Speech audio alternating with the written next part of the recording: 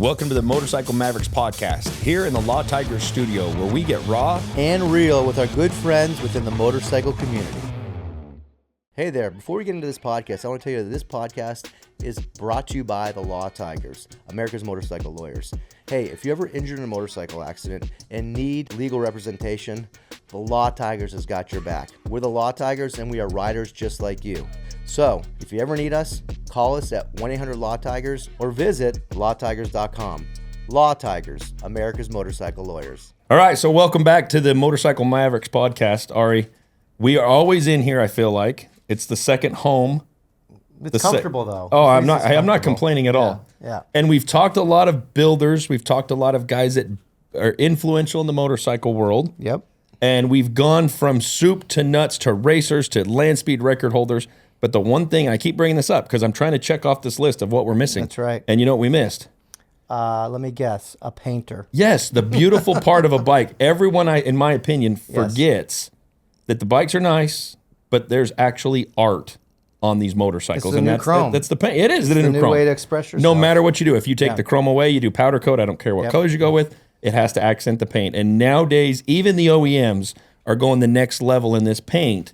And it's not just, okay, here's your black, here's your yellow, here's your blue, whatever it is. No, it's the OEMs are putting out stuff, and I think it's because guys like our guests that we have. Yep. So without further induction and waiting around and dicking around, let's get to it. We've got JC and Zach Mason here in the studio. Welcome, Rolling Art, the legends, in my opinion, of literally creating rolling art. I mean, it's a spinoff of your name, but you guys do it right.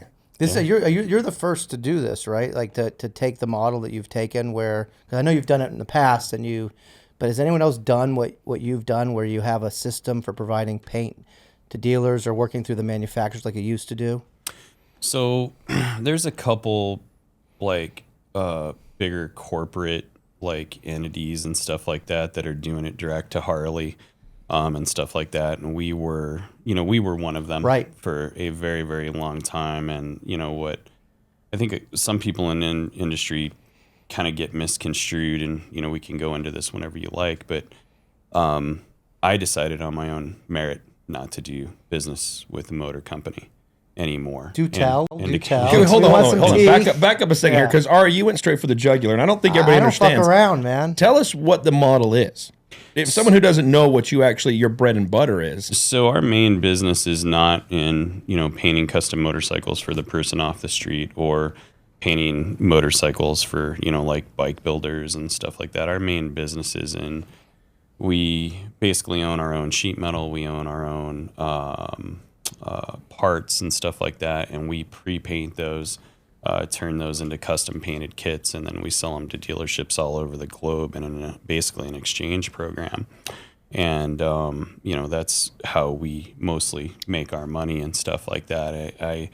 There's this old saying, and my dad used to say, and my dad always had a sub company to go along with when he custom painted, and my dad's custom painting was more for fun for him. But my dad owned a transmission and chassis shop for cars and race cars and mud trucks and stuff like that, and then he would paint custom motorcycles on the side for his club brothers and stuff like that because he was a very artistic guy.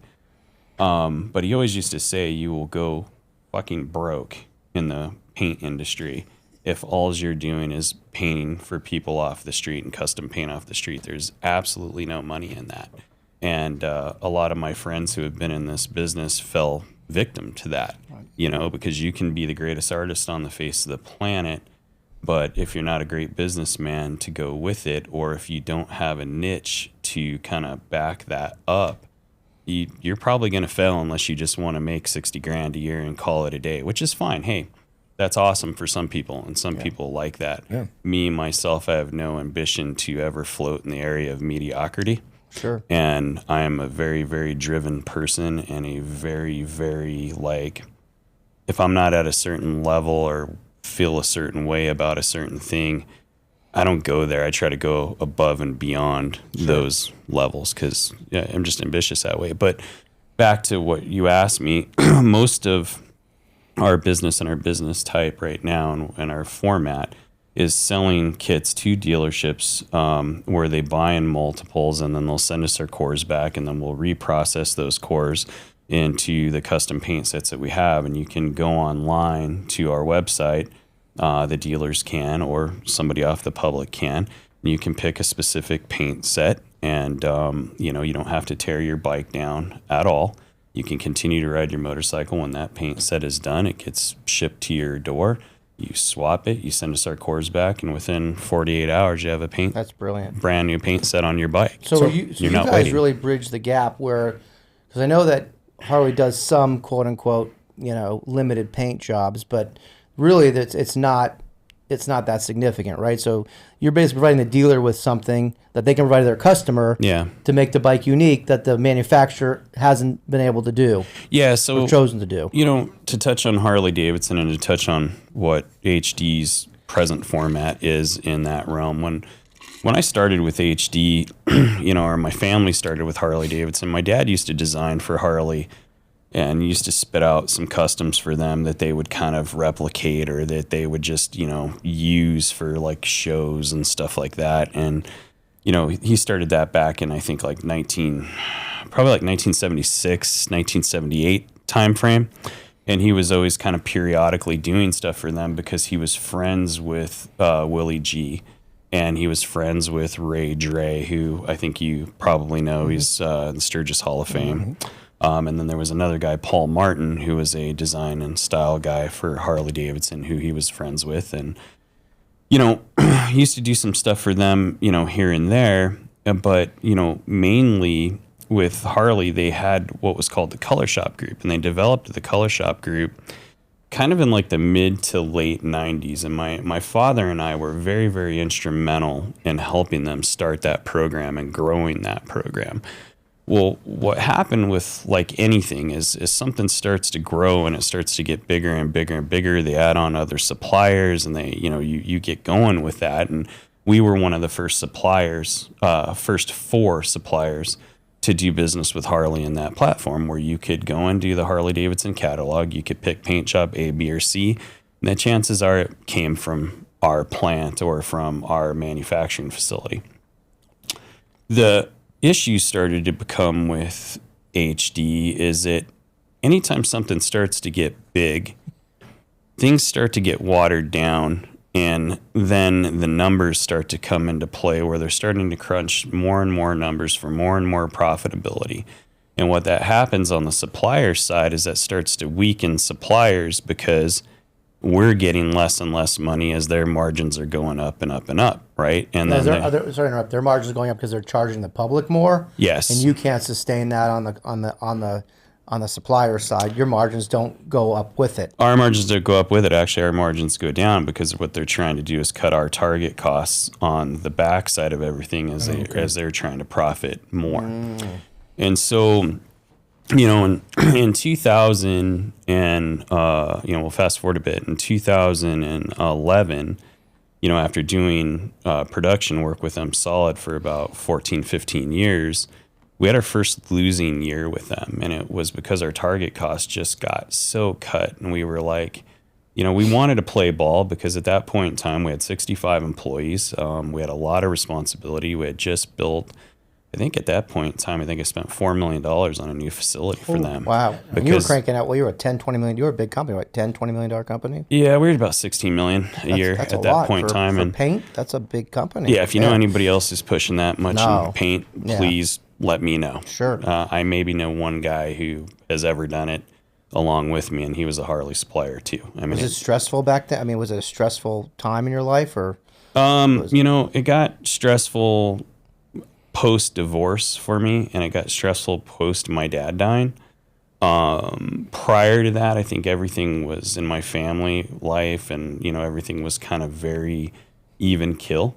And I think once that happened, it sort of threw me into a little bit of a frenzy. And I don't want to touch too much on my ex-wife situation or anything like that, because it's probably really not overly relevant to this.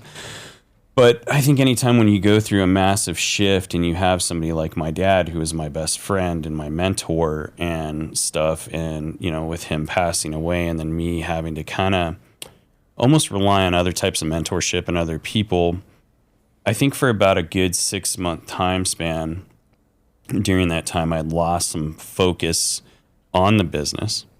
And at that same point in time, I had a general manager that worked for my company who had pretty much been with me probably about 5 years after I took the company over from my father. And, you know, we can kind of like go back to me taking that over and stuff like that. But he was with me for all this time, and, you know, and he was a decent guy, but he wanted a cut of the company. And, you know, I had offered him a cut. It wasn't good enough. And then we just started to butt heads. And then, you know, when my dad passed away, he decided to leave at kind of like the worst time. Sure. So I had to kind of seek new management. And at that same point in time, I started looking at what our profitability was. Sure. And I started looking at what I really wanted to do in the future and how I wanted to move this company forward. And I'm sitting there looking at, you know, we're doing 6,000 bikes a year for Harley at that point in time. Right. And then we're doing probably another 1,000 for Indian, because Indian had been bought out by Polaris at that time. But we had also supplied Indian when Indian was at Gilroy, California, when they were in North Carolina, when they were bought by Teak Boats. And all the different phases of Indian, we had supplied them at some point in time. We also had Ducati North America under our roof at that point in time when we were doing the Monster line for Ducati. Well, you know, I started looking at the Harley situation, and I was like, you know, had a conference call with the heads of PG&A, which was a group I worked for with Harley. And, you know, we started talking to them about, you know, quality, pushing the envelope on numbers, the target cost that they were trying to pitch to us, which wouldn't allow us to use a good quality material to put on the bikes. It wasn't allowing us to give the types of finish that we wanted to give. It was really watering down what we wanted to do, and we weren't able to put enough design back into the stuff too, you know? I was just like, walked into work one morning, knew I had a conference call coming up with them, and I just said, I don't want to do this anymore. I just don't. And I literally, within a 2-hour time span, made the decision to walk away from $10 million a year worth of gross revenue, because I no longer believed in the product, and I no longer believed in what we were doing. Sure. And I had been thinking about it for a while. Sure. This was just kind of the tipping point, Yeah. right? And so I hope you don't make those kind of decisions in 2 hours. That's a big decision in 2 hours. Not in generally. I got to be pretty fed up. You know, these are usually months of, you know, stuff. But so what ended up happening as a result? So we had a conference call, and, you know, I was trying to tell our director from PG&A, hey, I'm just really, really not happy with the direction that this program is going right now. And either we have to make some serious adjustments to this thing, or I just don't want to be here anymore. Mm-hmm. And they didn't want to hear me. And they didn't want to hear anything I had to say. And they were just like, look, we need our product. We need this. We need that. And so, for lack of a better term, and if you know me, I can get very unfiltered, very, very... That was one of my questions, actually. Yeah. I can get very, very unfiltered, very, very fast if you push me to a certain level. Mm-hmm. And I am the type of guy that will let you know exactly where I stand at any point in time. Because in general, I don't have a lot of fear for losing money. I don't have a lot of fear for anything. Right? So I straight told the director, fuck you. Come get your shit. It'll all be in totes in our parking lot. Send trucks to come get it. And oh, by the way, fucking pay me what you owe me, or we're going to sue you. And I'm one of the only people in the history of the motorcycle industry that has probably done that to that particular company. And A, gotten a settlement lawsuit from them, and B, had them come back to me 5 years later and ask me to rebid work for them. I didn't know that. Wow. Yeah. And we've actually within the last 2 years rebid work for them probably 5 or 6 different times. You haven't done it though. No, we haven't. And it's just because the margins aren't there of what we want to do and how we want to function in our business, but it's our decision to do so. Sure. And for lack of a better term, I think time heals all, right? Sure. And I think time really, really healed that relationship. Sure. Because I think a lot of the times when you tell somebody to fuck off, whether they're dude A or corporation B or whatever, and you do it on your own terms, and you let somebody know, hey, like, I like doing business with you, but I'm not going to allow you to bend me over. No, well, it's not necessarily that, because I think the financial side of that of this conversation and that situation with them could have been worked through. I think we could have met, because when you're doing numbers that big, it's a difference between maybe $25 to $100 a unit that switches profitability. Right, so find some common ground, right? Where you take a hit, they take a hit, or you work together. Exactly, and we could have found common ground on that. Yeah. What we couldn't find common ground on, and which is a huge sticking point for me, is creative control and creative freedom.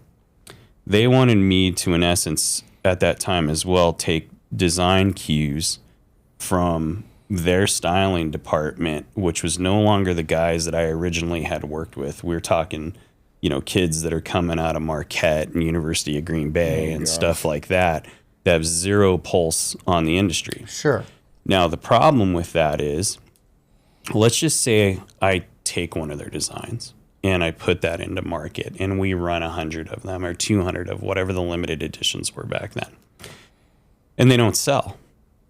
I'm stuck with that. Right. That's my numbers. Those are what I'm going to make my money on, right?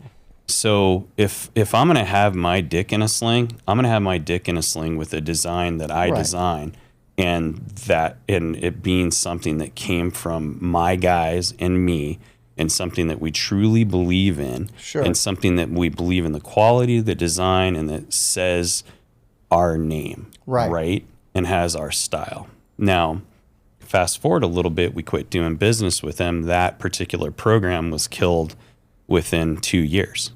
Because they kept driving down the target cost to the other suppliers, which cheapened the product to the point where the consumer now is like sitting there, why would I go buy that from you for $5,000 when my painter in the backyard of the house 3 houses down from me can do a better job, something more custom, and something with better quality for 3/4 of the price or whatever that may be. I'm going to go do that. And then plus I don't have extra sheet metal laying around because I got to buy your set. Now I got my extra set. I got to eBay that or whatever that may be, right? And so that was really heartbreaking in a lot of ways, because that particular relationship with them dated back to my dad and dated back to Willie G and my father, and dated back to Ray Dre and my father and stuff like that. And, when I made that decision, which was post my father dying, I know for fact that my dad would have sat there and said the same thing. He would have been like, yeah, fuck that.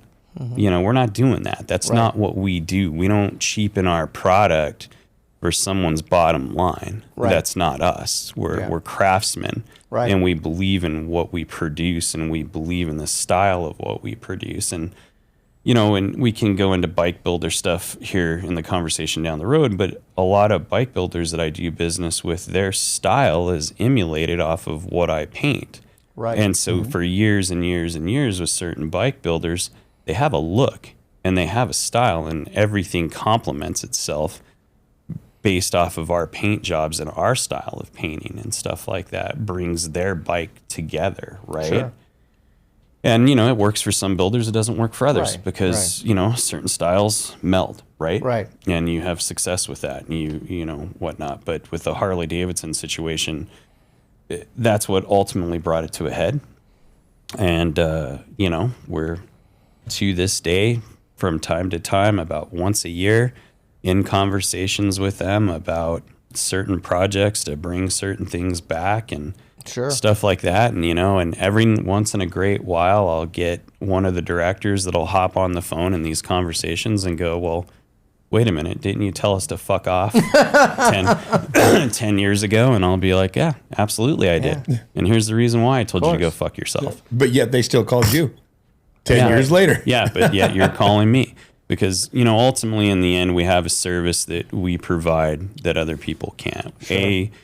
We have the artistic prowess that other companies just don't have. Let's talk about that, by the way, if you don't mind. So talk about the structure now, the number of painters and other people in your shop. Also talk about how many designs you do and how that process works from you to the dealer as far as the number of different paint shops and how often they turn and stuff like that in that process. So now we have 4 artists that work with us full time. We have 3 painters, 3 guys that can physically paint and then do the production work. We have polishers, we have wet sanders for prep. We have Zach, who's our general manager, runs our day-to-day production. This is your son-in-law, by the way, right? He's my stepson. He's my stepson. So you're taking another generation down. That's cool. Yeah, he's my wife's son. Gotcha. Okay. And then my wife runs the books and runs the marketing, side of the company and stuff like that. And now more of what we're doing is we're more of like a production shop for the sheet metal exchange program. And from a design standpoint, how we handle things now is we have a lead artist who works with us. His name's Brian Hortzman, outstanding artist, amazing guy. And then I have 3 other artists that have worked for me. We'll call it 3, who have worked for me or with me for an incredibly long time. We have a guy by the name of Jerry Parkhurst who has worked with me off and on, I think now for going on 25 years. He was my very, very first in-house artist when I started kind of doing this stuff, post, my dad and my uncles being involved in any of this stuff. And then we have a guy that works with us full time. His name is DJ Orez. He goes back and forth from paint to art, and he's incredibly talented. And then we have another guy that works with us by the name of Matt Andrews, who is an absolutely amazing artist as well. And between him and Brian Hortzman and myself, that's where we get a lot of the design influence of what goes on within the company. I'll take both of them an idea, and I'll be like, hey, here's what I'm thinking for the next run of production. How can we put this into production? How can we make it production friendly?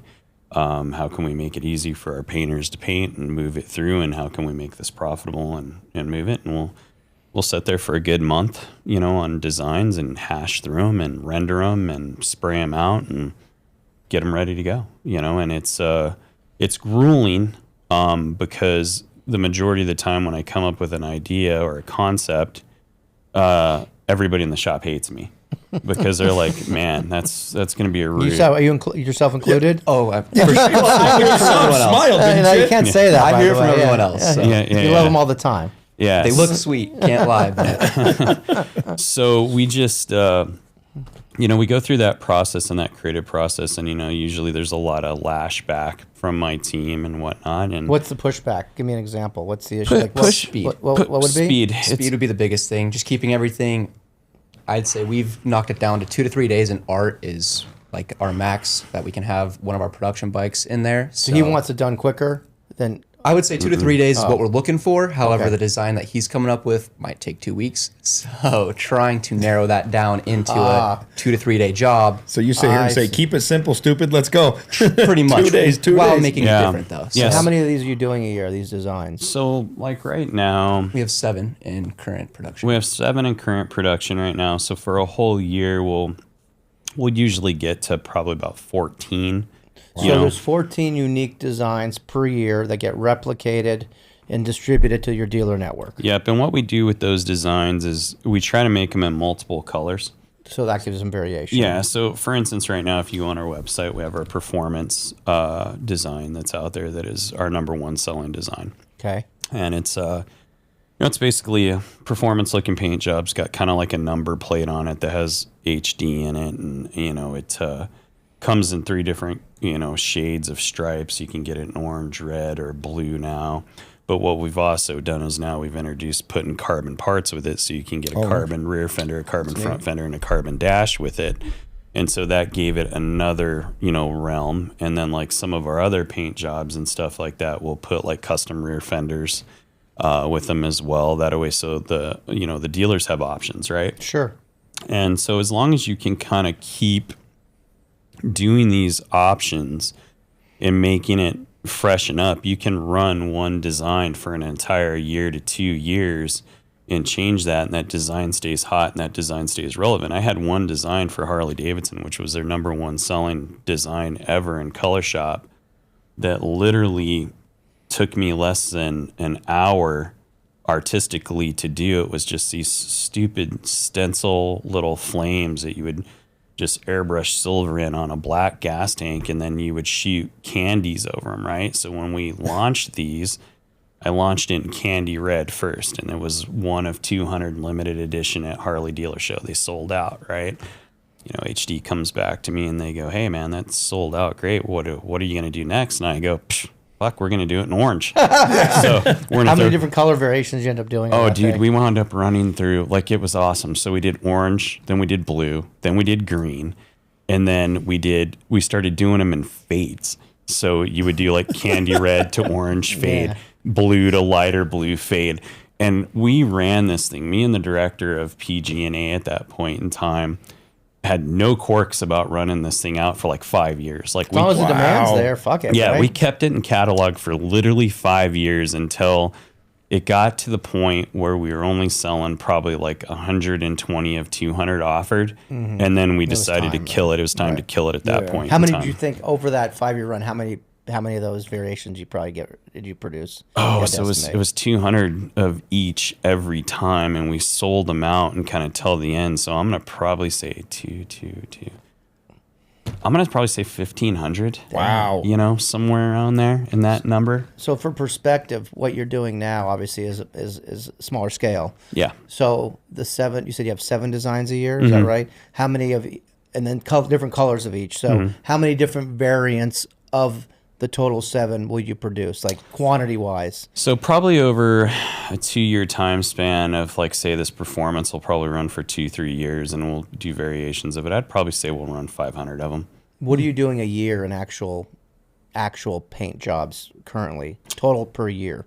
Probably right now, between everything, I'd say we're probably painting about, I would say 1,000 to 1,200 units a year right now. So you're way smaller than you were. I mean, we're way smaller, but the funny thing about it is we're scaling now, and because for a while there I was toying with retiring, like out and out retiring, and then you're too young to retire. Yeah, and then homeboy here showed up. Sure. You know, and he came into my life because I have another son. Sure. But my other son just has no ambition to, want to be in the industry. He wants to get into nursing and kind of do his own thing and stuff like that. Nothing wrong with that. And he was playing college football for a while. And, Paco, right? Yeah, Paco. Yeah. And so he just didn't want to be in it. And, and this guy shows up into my life and he's all about it. Awesome. He's like motorcycles and culture and all the stuff. Like, this dude is like a Tasmanian devil and just a ball he's the same ball of energy that I was when I was his age. How old are you, by the way? 23. Oh, you're a baby. Yeah. For real? Yeah. Yeah. I didn't know you were 23. So when I was his age, well, a little bit older, when I was 24, I was running already a multi-million-dollar company. We had Harley when I was 24. We had all this shit when I was 24 years old, because when my dad, had this little portion of what he had, which back then it was called AJ's Customs, because my dad had AJ's transmission and AJ's Speed Shop, which is what all the piggyback was off of, right? But my uncle had a car painting company that was called Rolling Art. And he used to paint lowriders and stuff like that, and hot rods and drag cars and stuff. And that was right next door to my dad's shop, so that's where I ended up all the time. And then because my dad was actually physically more artistic than my uncle was, my dad would go over there and do a lot of his layouts and tape outs and stuff like that, after he would go work over there, right? So that's kind of how that sort of got started. But when he showed up in my life, his mom and I were sitting there going, what do you think about grooming Zach to run the company and just get to a point of, hey, send us a check? Sure. Rather than closing this down and rather than, selling this thing and just taking, one lump sum at a time and just, kind of moving on, what do you think about that? And I was like, all right. So we got him working for us. And then he started off in our quality control department. And he started off just doing like little, kind of mundane things. And, and then we moved him into being, GM and stuff like that. And what I wanted to do with him was get the fire under his ass early, right? And get him in the stressful positions early, because if you can deal with it when you're young and you can figure out how to manage it when you're really young, as you get older, it becomes no big thing. Sure. So by the time he hits 30, he'll have been there, seen it, done it, know how to finagle it and all that, right? How long have you been with the company, by the way? Going on 3 years now. 3 years? 3 years. 4 years, yeah. And what you're currently the GM, is that correct? Yeah. Is everyone at the company listen to you, and you've gotten over that owner's son thing? We don't want to. We're not going to listen to you, little punk kind of thing. No, for sure. I've been here longer than you. Right. Story. No, for sure. I'm not afraid to get my hands dirty. So you think that's why you're successful, because you're willing to do what needs to be done? I would never ask any of them to do something I wouldn't do. Fingernails. You got working man hands. I was working before I came here. So I mean, point proven right there, right? So I would never ask them to do something I wouldn't, and I think that goes a long way, and it goes both ways. So. Definitely earn that respect. And he has a really good mentorship too. So we have some guys that work with us, like, Brian Hortzman, who works with us, who's our lead artist, who he actually owned his own shop and was fairly successful. And the dude just got, a little stressed out and just really didn't want to do it anymore. He didn't want to deal with that. Different responsibilities. Yeah, right? different Payroll responsibilities. And the dude had, to be honest with you, he's probably one of the best artists I've ever seen. There's two artists that I know that are just, you just sit there and look at their spectrum of their work and it just blows you away. Well, Brian has become a very good mentor to him because I can be gone, and because Brian's ran a shop before, and because he knows things front to back, and he's such a meticulous guy that it enables Zach to be able to go to him while I'm gone, and the answer is going to be right. I generally can sit there and say that 99.9% of the time, if Brian were to say something to him about something that we should do as a company to our company standard or what goes on, it's either going to be above company standard or it's going to be right on and be like, hey, let's get that done. You know what I mean? Yeah. And, we also have a couple of other guys that have worked for us for a very long time, the Juarez family. And those guys' dad used to work for me, and their dad knew my dad, and their dad was kind of my right-hand man for a very, very long time, and we're like family. So we have an environment that we work within, and anytime we bring somebody into our company, we sit there and we tell them from an employee standpoint, we don't turn people over here. Sure. If you get fired from here or you quit, it's generally because of you, because once we bring you in here, we know that you're the fit for the role and we know we want you here. Okay, so then we're not going to want to fire you or terminate you or have you quit. You got to be a real idiot, right? Yeah. And because of that, it creates a good environment for him because he's got everybody around him that's been there, done that. They put in their time at the company, and they get the score, right? Yeah. They understand. Sure. So. What's been some of the challenges you've had to deal with there? Well, there is a ton of variables, that go into paint. So whether it's just, this little mess up here, can we pass it and send it to a dealer because we need to make this deadline? One thing, too, everyone in our shop is on commission. So trying to facilitate all the work to make sure one guy's not sitting around on his ass, not collecting any dollars, making sure everyone always is working on something. That's one thing, too, I think that they kind of get that respect is I'm always making sure they're getting fed work. I'm never going to let someone go dry. I'm making sure that, hey, if I need to stay later to get something done, that way they can start their morning the next day and just go on from there. But I'd say the variables, just making sure quality is there and then meeting that deadline, because those two always butt heads. So you work with what type of work do you do with your hands there? Anything that they need. If I'm blacking out a fender for them so this bike can go, or just pulling in parts to make sure this guy can go prep something, I'm all over the place. And you deal also with the suppliers or not? Yes, sir. Okay. So all ordering, inventory, reaching out to dealers, getting everything back from exchanges, all that. Nice. Yes, sir. Yeah, he's He's a man of many hats.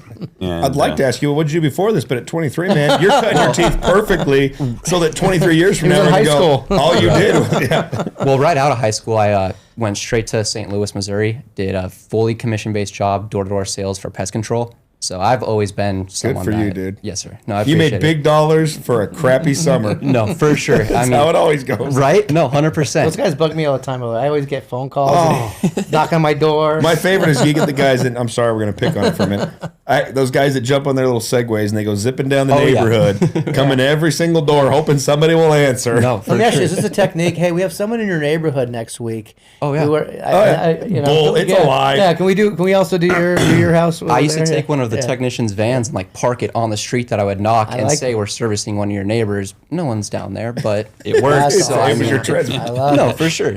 But I'm the bad guy because I tell him I live out rural. And I'm like, oh, hey, go talk to Sam. Sam's the dude. Like, he will buy anything. I don't even answer the fucking door anymore. I have like a camera. My wife, because I'm afraid it's going to be someone serving me a ticket for going through Paradise Valley too fast. So I don't even answer the door anymore. So you're dodging the laws? Pretty What you're much. doing? Okay. Pretty much. Photo radar tickets. that's awesome.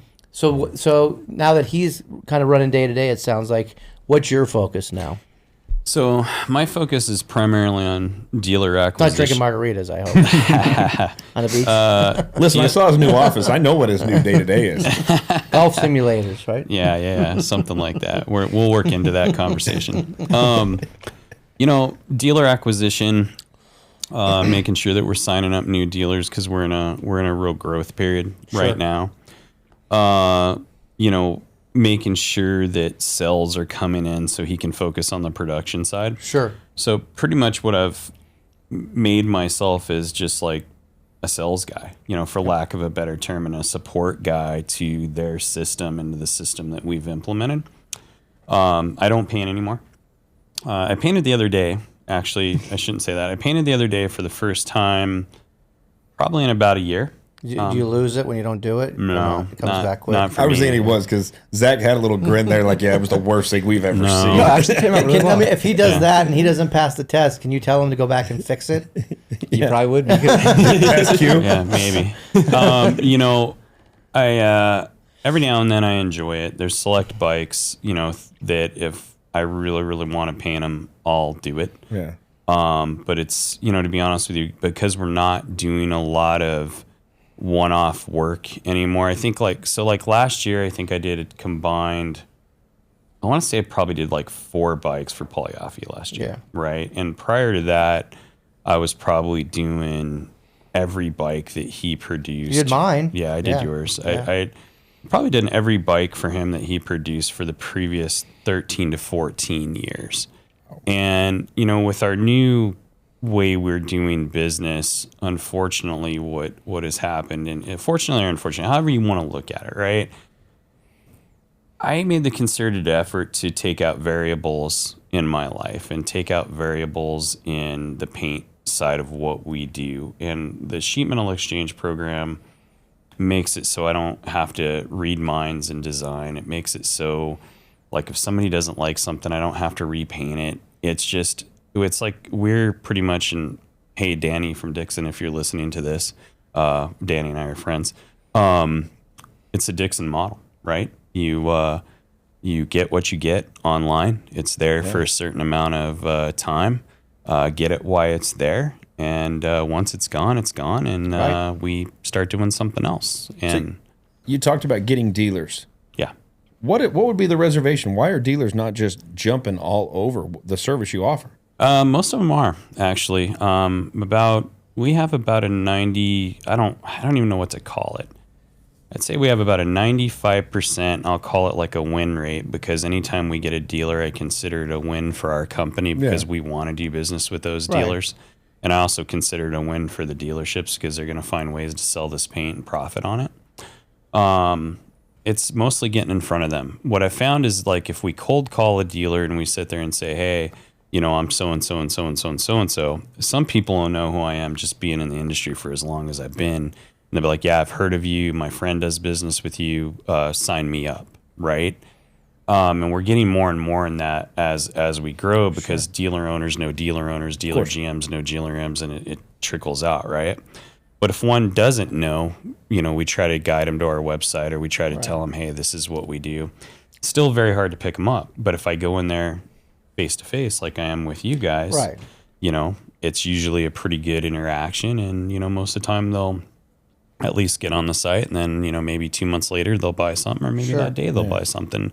But generally it doesn't go flat. Generally they will pull the trigger, So most of these dealers, are they doing it on their new units then? Oh, They're absolutely. A new unit hit from HD and say, okay, Yeah. I've got 80 black road glides that just came in. Right? You get, hey, everyone wants something custom.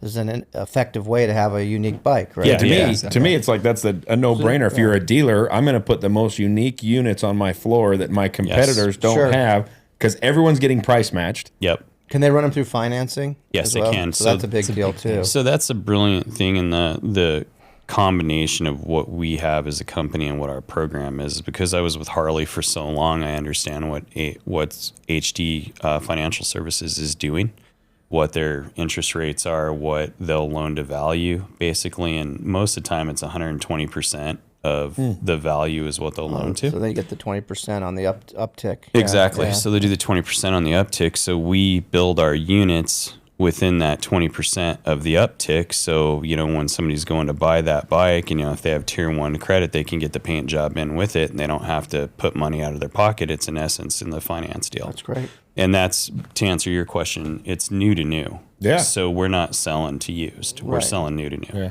Do you go for multi-unit dealers for efficiency, or if they own 5, 10? That way, if you get one, hopefully you can get them all. Yeah, exactly. Like so Veracas and Justin's group and those guys. Yeah. So like we do a lot of business with Justin's group. Pretty much every store that's within Justin's group, we do some type of business with or have. Some of them will get hot or cold, and then the one thing that I have to deal with a lot that he doesn't deal with is the dealership turnover, right? Oh, I can only imagine. So anytime there's a new GM, I got to go reinvent the wheel, repropose, redo everything all over again. So it's crucial that we maintain the relationship and the phone calls and everything and the check-ins. And, most people think at my company that I'm not working throughout the course of the day because I'm on my cell phone all the time.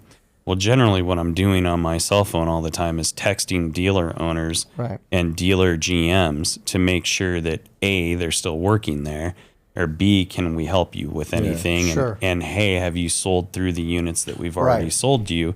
And then I'm tracking sell-through. And part of the reason why I'm tracking sell-through so heavily is, I want to know how long somebody's got something on the floor and know what's hot and what's not. That's true. Yeah, and that's so smart. if we have units that are selling within 15 to 30 days, we know that that's a win, and that's going to be a win pretty much at every store. The other thing too is that when we design, and when I design something, I just try to design something that the kid who's 18 is going to think it's cool, and the guy that's 65 is going to think it's cool, because you never know what the demographic's going to be walking into that dealership door.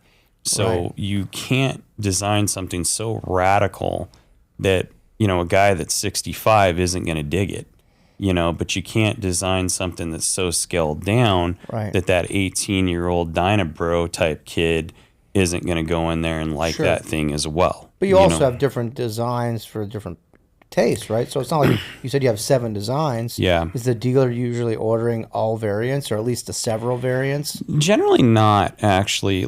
So they'll order what they think is good for their region and for what they sell. Like, for instance, I just had a conversation with Jamie, who owns Moonshine Harley-Davidson, okay? And he's friends with one of our friends from the Hamsters, Trevor from Canada, right? Mm-hmm.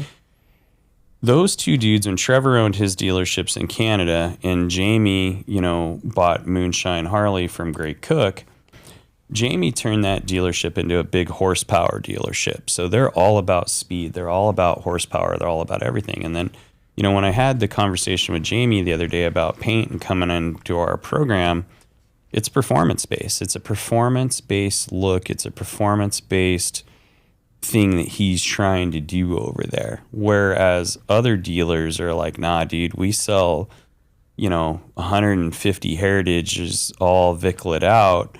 and we're low and lean here. We have that lowrider culture here, and we have that style here. This is what we do here. So then we got to design something, fit that. to fit that. And then, so that's why with our program, we have so many different fitments too. So we go all the way from street bob to touring, so street bob, heritage, lowrider S, lowrider ST, street glide, road glide, ultra classic. We just launched trikes. So, we're covering every single fitment of every single thing, and then we're adding custom parts to all that stuff. Jeez. And we're giving people different options that they've never had before or not, and it's it's taken me a while to build the program, but we're so far ahead of it and so out there with it that I think right now we have about 40% of the Harley dealer network under our belt right now. Oh, that's good. Yeah. So let's talk about the Harley dealers, because we're well versed in it. We know people in the industry. Let's be honest, they're having a challenge selling new bikes right now. Yeah, absolutely. The industry is going through a valley, right? Yeah. Like any industry, peaks, valleys, and COVID was awesome, and now things suck at the dealer level. And it's not just Harley; it's everybody. It's power sports. It's power sports in general. So how does that affect you guys? Because you're trying to grow. How do you grow and get market share if bikes aren't selling? Actually, I can actually sit there and tell you that I don't think it does. I think it affects us more when they're selling bikes easier. And here's what a lot of people don't understand about my industry and about what we offer. What we offer is something to help dealerships kind of counterset everything. So if they're struggling in sales and they got 20 white bikes on the floor, you grab a couple of our paint jobs, put them on the floor, it differentiates everything. Oh, yeah. And a lot of our dealers, believe it or not, are not trying to make profit on our paint.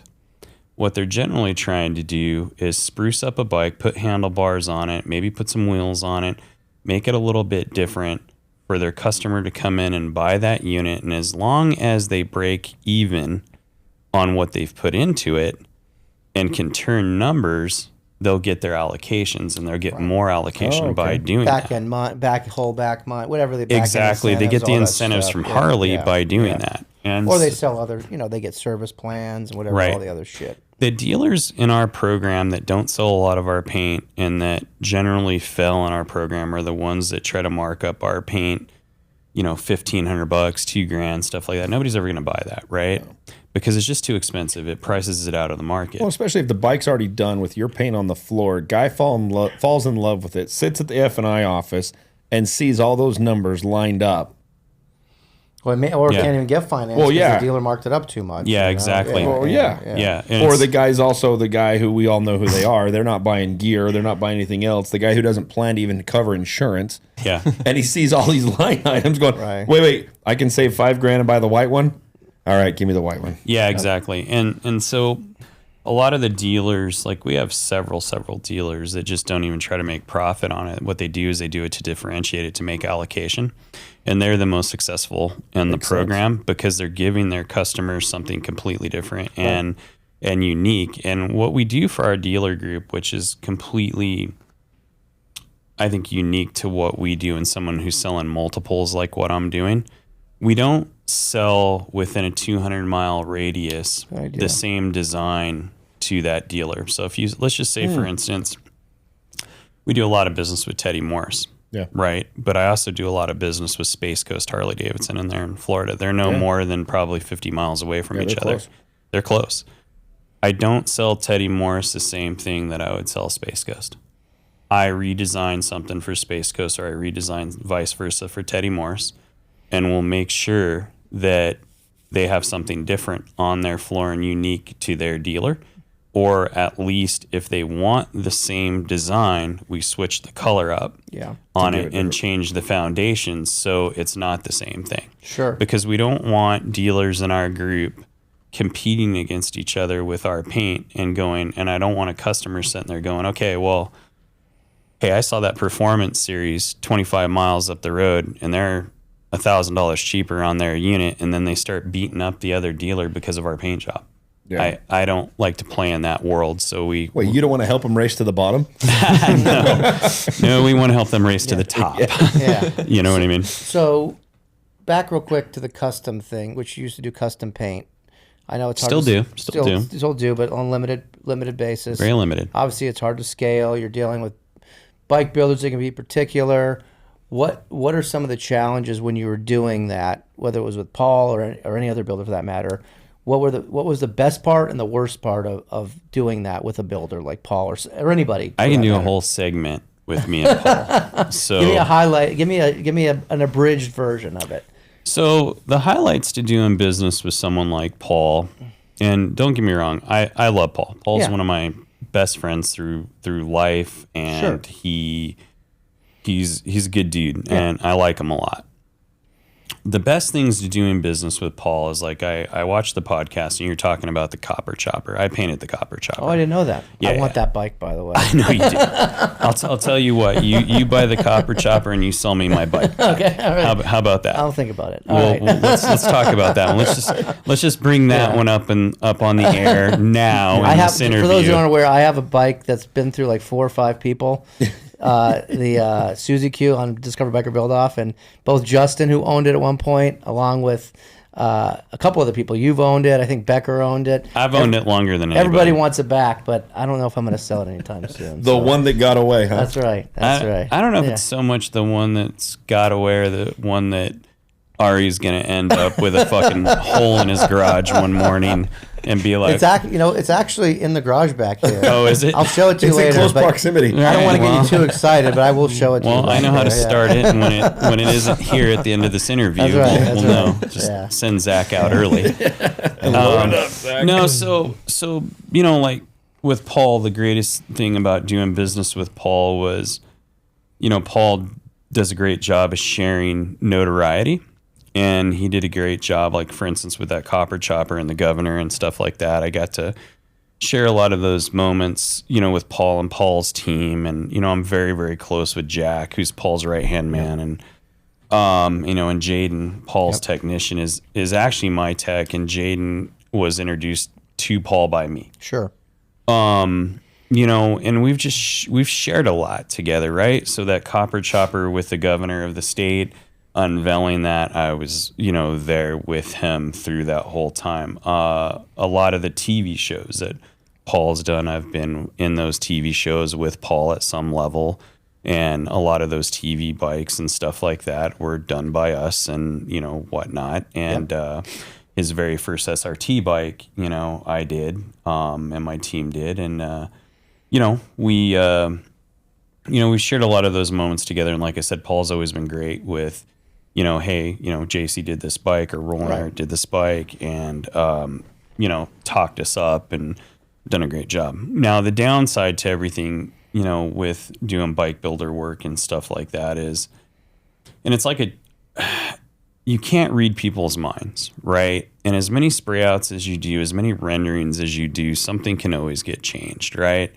So from a pure financial standpoint, doing bike builder work in general does not make my company money. It never has. Even at a $7,000, $8,000, $9,000 paint job, no, it doesn't make any money. It doesn't usually make any money. What it makes is notoriety, and what it makes is a magazine, and what it makes is a piggyback to something in the future. Like the sole reason why we kept doing business with Harley-Davidson and Harley had faith in me was, I had won like the best paint at like Rat's Hole, best paint in Myrtle Beach, best paint and all this stuff. My bike won Parrot's best paint and Parrot's paint show, the one that you did for me. Exactly. Paul built with you for me. Yep. And so, a lot of those best paint awards, gain notoriety, and big corporations will take notice of that and be like, hey, I want a piece of that. I want that guy doing my stuff. And I've been incredibly blessed in that. And because my dad was a fairly talented guy, from a corporate level and stuff like that, and had that relationship with Willie G, it was just a nice, piggyback and stuff like that. Right. But, in general, the way I look at things today, and when people come into our places, we're almost interviewing you. You're not interviewing us anymore.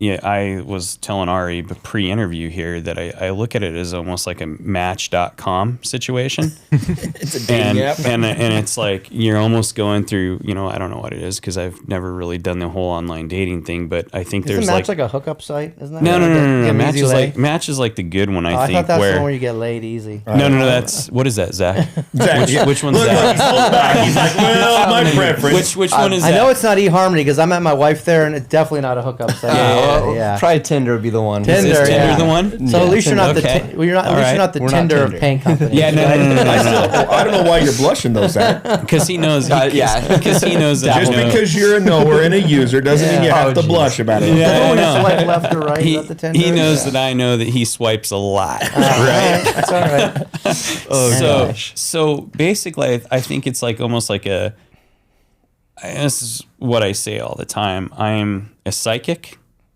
I'm your counselor, and I'm your custom painter, right? Instead of being psychotic. And I think it goes, first I'm your counselor, right? I'm like your style police. Like we get people that come into the shop, oh, well, I want this color, and this color on this bike. And I'm like sitting there going, yeah, that's not going to work. It's not going to look good. It's just, please. I have this saying, and my fucking wife hates this saying. When she watches this interview, she's probably going to kill me for even bringing this up.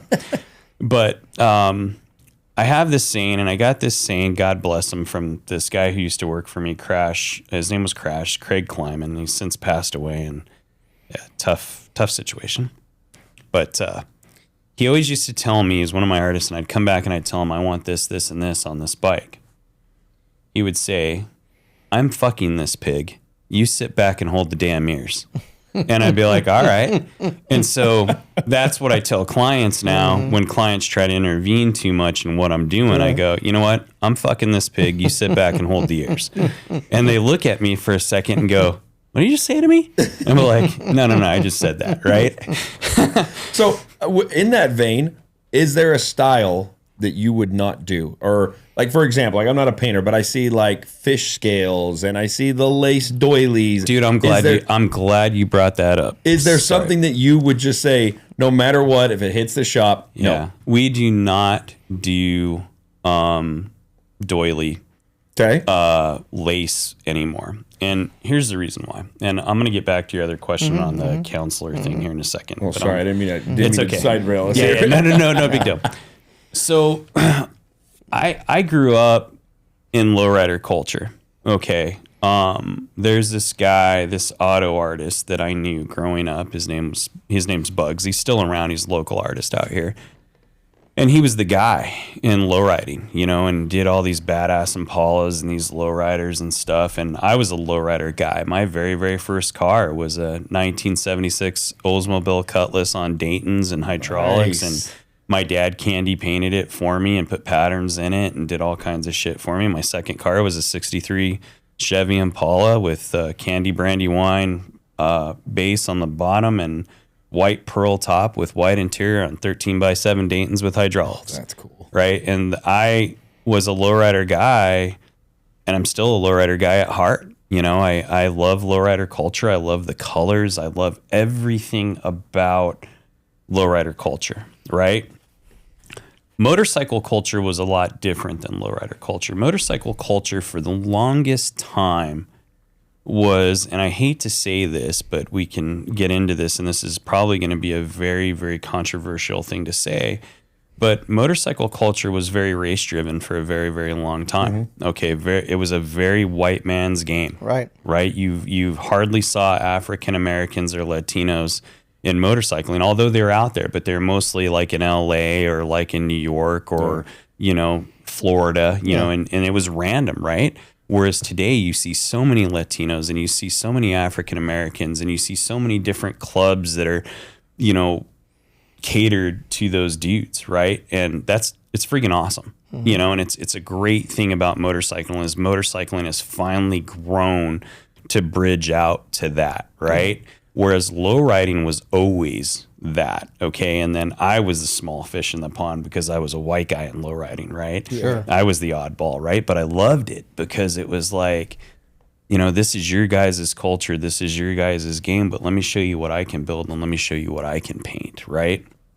And Bugs, the guy I was talking about, was huge a huge inspiration and huge into, me learning a lot about that culture and learning a lot about how I wanted my style to be when I painted motorcycles. Because what I did is I combined that lowrider culture into and hot rod culture and kind of melded the middle of that. And that's what our style is today. And that's why our styles work for Paul for so long, right? I think that, from a standpoint of the lace and doily thing, is I was doing that shit when I first started. Oh, okay. Right. And then all of a sudden FXRs get popular again. Okay. And Dynas get popular again. And now that was the shit that was popular when I was a kid. Okay. My dad was riding Dynas and FXRs and all that bullshit and building basket case choppers out of Triumphs and weird shit back in the late 1970s, early 1980s when I was a kid, right? And my dad's painting lace patterns on bikes and stuff like that, And so I had this guy come in, and it's so funny you bring this up. It's about 10 years ago. He comes in, he was like, yeah, I want my heritage. I want it candy apple red. I want silver patterns, and I want you to throw lace on this. I'm like, yeah, I'm not doing that, dude. And he's like, what do you mean? I go, I will not put lace on a fucking bike. And he was all like, I'm paying you. I'm like, yeah, no, you're not. It's good. It's either my way and we design it my way and we do it this way, and I'll do something cool pattern wise, but it's not going to be lace, and I'll do spray outs, and I'll come up with a different idea for you and something that's completely unique. But every fucking Dynabro on the face of the planet has lace on their bike right now. And do you just want to be that same dude in a parking lot with a fan pattern on your bike or a lace pattern? Or do you want something unique, or something that's different? Sure. Because I'm not into painting the same shit on the custom realm all over again. If you want the same shit, buy one of my production bikes. Right. Okay. And we'll paint the same thing over and over again for you, and we'll take your money, and you can take the risk of go parking next to some other guy. But when it comes to our custom stuff and not our production stuff, we're looking to design something completely unique and completely one-off that one customer doesn't have to the next customer. And I've even done this. Okay, so I had a client of mine recently, and they're awesome people. We based one of our production designs off of their custom. I wound up calling them in, and I completely repainted their bike for free for them. Completely. Called them in. Hey, I'm going to repaint your bike because this bike is too close to one of our production bikes now. Bring it in. I'm going to give you a brand new paint job, and free of charge. And that's what we're going to do because I feel like that's the right thing to do. And we did that for him. That's cool. Dude, when he picked up his bike, was literally crying because he was like, dude, thank you for doing the right thing. And thank you for making sure my bike didn't look like someone else's. That's to your lace pattern. Yeah. I don't want to do that shit. And I won't. And even to this day, if you ask me to come in and do lace, I won't do it. Period. So back to the custom, does it go back and forth like with Paul? Generally, is the first time it's not done, right? There's back and forth. Is that pretty common? I know with Paul it is. So here's what I'll tell you. Here's what I'll tell you with Paul and my relationship. And me and Paul are the most successful together when a design comes to play and it just rolls and he lets me kind of do my own thing. Right. I feel like I'm not here to tell him how to build a bike, and he's not here to tell me how to paint a bike. And when we intersect the two is when you butt heads and shit starts to go haywire. When we let each other do the best of what we both do, you get the best. Some of Paul's most iconic motorcycles have been painted by us. Without his input? No, the start of his input. Okay. Right? Like he'll sorry about that. I keep hitting that thing. That's fine. I'm new to this. It's all good. So no, like he'll tell me what he wants, right? And he'll be like, hey, this is kind of what I'm thinking, and go from there. And then generally when we roll, it ends up amazing. Right. I think what happens sometimes is when you get Paul, the customer, and me, and there's not enough communication between it, is when things can get haywire, and that can happen in any situation with any bike builder. Right. But I think me and Paul have done a very, very good job over the years of bridging that gap. Sure. And like I said, the SRT bike, the copper chopper, I mean, pretty much anything over the last 14 years that has been, Tony Mullen's new heritage, which, in my personal opinion, is my greatest paint job that has ever came from my shop or has ever been through Paul's shop. I think that bike is by far. I don't think I've seen it yet. Yeah. That's the gray one with the silver leaf and stuff Yeah, on it. I don't think I've seen the final paint. I'll have to look at that. Yeah. I'm very, very proud of that bike. And normally anything we paint, I'm just like, it could be better. Sure. I always feel like we could do better. Sure. I'm our hardest critic. Sure. But that bike to me, because it was for Tony Mullen, and Tony's a close friend of mine. Sure. Because Tony gave me a guilt trip saying it was going to be his last bike. Maybe. I took a, depends on his liver condition. That's right? true. It's definitely not his financial condition. It's fine there. No. He's got plenty of money. So, we took a lot of time and we made that bike special. Nice. And because I don't do a lot of work for Paul anymore, the stuff that I do for him, I want to be a cut above anything that he's getting from anyone else. Sure. And that bike was blatantly it.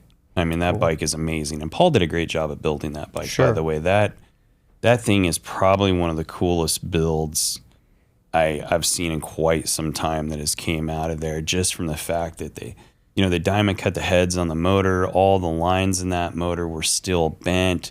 All the little modifications and sheet metal shit that they did to that bike was just so rad. I mean, it ranks up there to me, like with the Rubber Nucky bike. Sure, that Scott has, yeah. Yeah, and I painted that bike as well. Oh, nice. And it reminds me of that. And when Paul's building iconic motorcycles, they don't necessarily have to have a theme to them. It's how they look when they're done, I think, that creates the iconicness of those bikes, right? And there's certain bikes that he's done, like the Discovery Channel bike that he has, that I absolutely love. I didn't paint that bike, but I'm a... We didn't? Okay. No, that was pre-me. Gotcha. That was probably like almost 20 years ago now. Yeah. A guy by the name of Gary Crisp painted that bike. And I knew Gary very early in my career, and Gary is one of my absolute favorite painters in this world.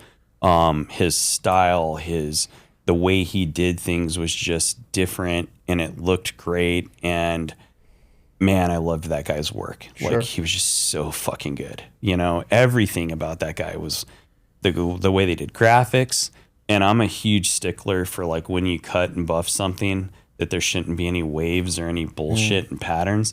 That dude was so good at getting things flat. Every time I would look at one of his bikes, I'd be like, damn, that's so nice. I want to be like that guy. Yeah. Sure. Like, so he was like one of the dudes I aspired to be like, just in the quality of what he did. Right. And that guy actually brought mine and Paul's relationship kind of together, because Gary and Paul were at Good Guys Car Show, and this is so long ago. Right. And I had met Paul a couple of times, but never sat back and talked to him, right? Because one thing I don't do is, when I know a custom painter has a client, I operate from an area of abundance in my business. I don't try to go after other people's clients or other people's business and things like that. I'm not trying to cut your throat. If your bike builder wants to move on and come try me out, cool, but I'm not doing it to cut your throat. Yeah. And I'm not doing it because I'm seeking that. And so that was what was so unique about mine and Paul's relationship to begin with, is I didn't seek Paul. I never went to Paul and was like, hey, come do business with me, come have me paint your bikes, come do any of this, right? Paul came to me back in probably 2004, 2005 timeframe, around there, and was like, hey, would you like to do a couple of my, bikes for me? And we had talked before that a little bit, and he had brought it, hey, I might be making a move with my painter, and I might need somebody to help out, because Gary's getting a little up in age and he can't produce all the work he used to produce. So we may look for a second option. And Paul's an incredibly loyal guy. So once you do business with him, he doesn't usually come off of people. If he likes what you're doing and you guys are working together, well, he'll stay there. Right. And that's a credit to him. Sure. And so, you know, he came to me, and then we started doing bikes, and we hit it off. And, you know, we've fucking done a lot together, man. Crazy amount of work together, crazy amount of business together, crazy amount of designing things together and stuff like that. And it's, you know, we love and hate each other. Right. Fair enough. Yeah. Now I know you had a little bump in the road. If you're comfortable talking about it, if you're not, that's fine. Recently, where you had to switch buildings, can you talk to that, or are you comfortable talking about that in that situation, just as part of your process and growth? Yeah, I'll touch on that a little bit. So, I never had a partner in my career ever, and you know, I had a guy that came to me, saw what I was doing with my exchange program, and wanted to help grow us. Sure. Right. And at the point in time, it made sense, because where we were going and where we are going currently right now, you know, it's a lot bigger than a mom and pop thing. And it's a lot bigger than what, you know, the majority of people are doing this at. Actually, anybody is doing this at the scale we're doing it, unless you're corporate backed, you know, unless you have Harley in your back pocket or something like that, which I'm not trying to do. I don't want to be a corporate puppet anymore. I don't want to be a puppet to anybody, right? And so, you know, guy comes in with the best of intentions, nice guy, and really good dude. But what he failed to mention is that he had a partner that he didn't let us know about, right? And, you know, we go and we build this new building, and, you know, my wife and I have a ton of money in this building. This guy's got a ton of money in this building, and his partner comes in and doesn't want to be in the motorcycle industry, for lack of a better term. And so he comes to us and just like, look, you know, we got to kind of cut this off. You know, we got to go a different direction. And what was nice about what he did is, you know, we were able to keep the vast majority of the assets from the build of the building. And we were able to keep the boost, and we were able to retain a lot of the stuff, which made our company worth a lot in value because of the assets and because of our book of business and stuff like that. So he didn't hose me. Okay. What hurt was just having to move again. Sure. And, you know, we wound up coming up on a really good building that was less than a block away from us. And it took us probably about 4 months to gear back up, but we're actually doing more business now, making more money, and we're on a better track than we were even with him as a partner. Oh, wonderful. And I think what happened in that is that situation actually brought my wife back into the company. And when my wife came back into the company, it put a structure back into the company that we hadn't had since my old general manager was with us. And it put somebody who truly knows the ins and outs of finance, but truly knows organization, because my wife was a senior project manager for some very, very large construction companies. And she ran huge numbers and understood a lot of things about finance that I don't understand, in money management. It's a different skill set than it's a different skill set, yeah. And so I can honestly say today that with him, my wife, and the way we run our company, and with me taking over the sales portion of the company, it runs like a well-oiled machine. Nice. And we're able to make decisions and do things based on that structure that we were never able to make in the past. And, you know, to that partner I took on, who's no longer involved with us, he, you know, I don't think he's a bad guy. Yeah. I actually really think he's a good guy, and I actually really think he has a big heart, and I think he really, really wanted to do, you know, some good things with us, and, you know, stuff like that, and it just didn't pan out the way he wanted it. Yeah, and that's not a knock towards him. I think he had all the best intentions in the world. Of course. So, are you jonesing for a great ride or go to a really cool event, whether it's local, maybe regional, or even national? Well, I've got the solution for you. At Law Tigers, we provide resources such as where all these events are taking place. It gets updated regularly with all the latest and greatest events, and I'm sure there's some that you would want to go to definitely. So if you're looking for that great ride or great event, visit lawtigers.com/events and check out what's going on in your area or nationally. So we've talked, where the business is, where you're currently at. I want to know what the future plan is. But before we get there, knowing that you've worked with these massive corporations, you've worked with HD, you work with localized dealers, I can only imagine there's a legitimate problem with getting bills paid, tins shipped back. I mean, you have a huge operation with a lot of logistical moving pieces. How do you keep that all in check? My wife. So generally, You get a little credit? So I'll give it to her too. I'll pass it all to her too. No, she's a different animal. So here's how the company basically works in this situation. So Zack runs the general production and oversees everything coming in and coming out, and then I kind of help him with that.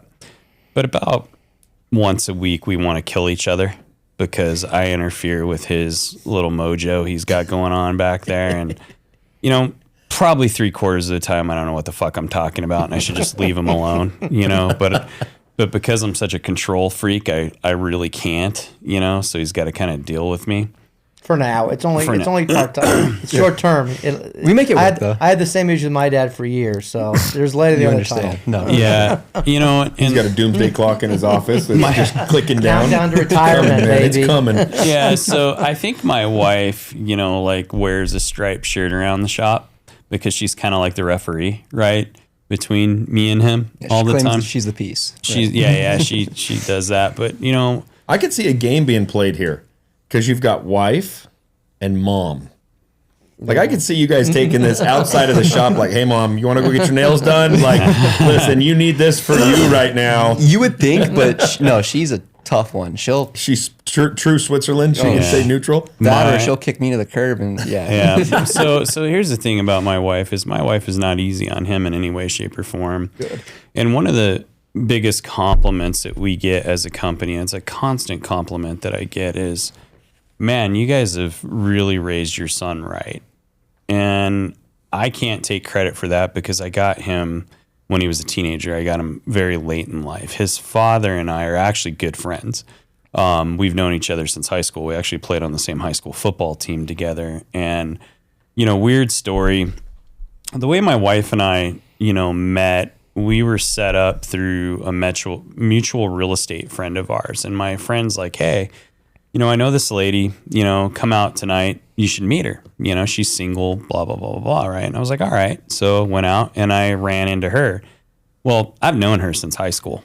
Okay. And I knew that she was married to his dad. So the very first thing I do is I call his dad.